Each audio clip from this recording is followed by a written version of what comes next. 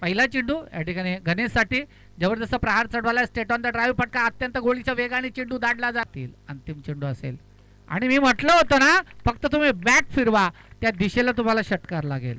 On the strike आपण पाहतोय रोहिदासला, त्या रोहिदासने फक्त बॅट फिरवले आणि चेंडू धाडलाय आउट ऑफ द पार पडतो.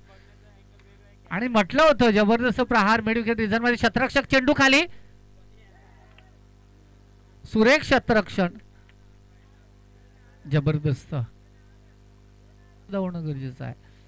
गणेश पुन्हा एकदा त्या गणेशने आल्या आल्या दाखवून दिलंय ब्लॉक लाईन दुसऱ्या षटकातला.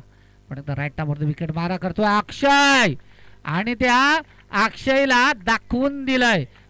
पहिला चेंडू या ठिकाणी गोलंदाजी मार्कवर गोलंदाज तुरमाळ संघ नाव सांगायचंय गोलंदाजाचं किशोर.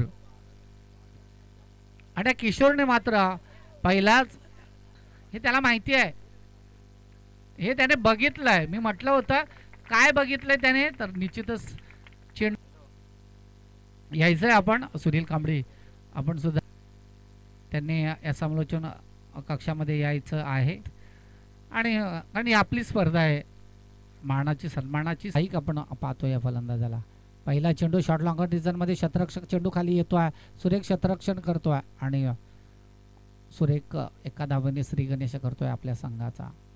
केतनच्या हातात आहे चौथा चेंडू. या ठिकाणी पंचांकडे अपील षटक या ठिकाणी मार्गस्थ आहे.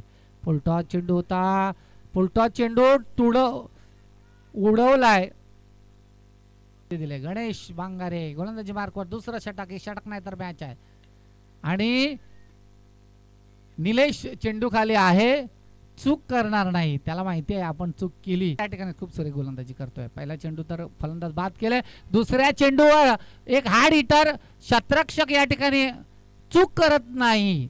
रोहिदार येणं गरजेचं आहे या चेंडूवर आणि आलाय मी म्हटलं होतं ना आलाय षटकार, तो आलायच पाहायला मिळाले नाही आणि षटकार येणार. पराभवाचा अंतर कमी करण्याचा हा निश्चितच प्रयत्न आहे.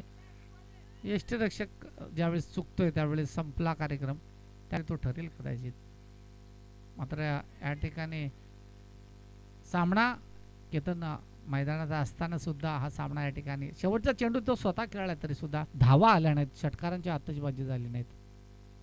नाहीतर 18 चेंडू 42 धावांचं माफक असं आव्हान या ठिकाणी संपुष्टात आलं असतं.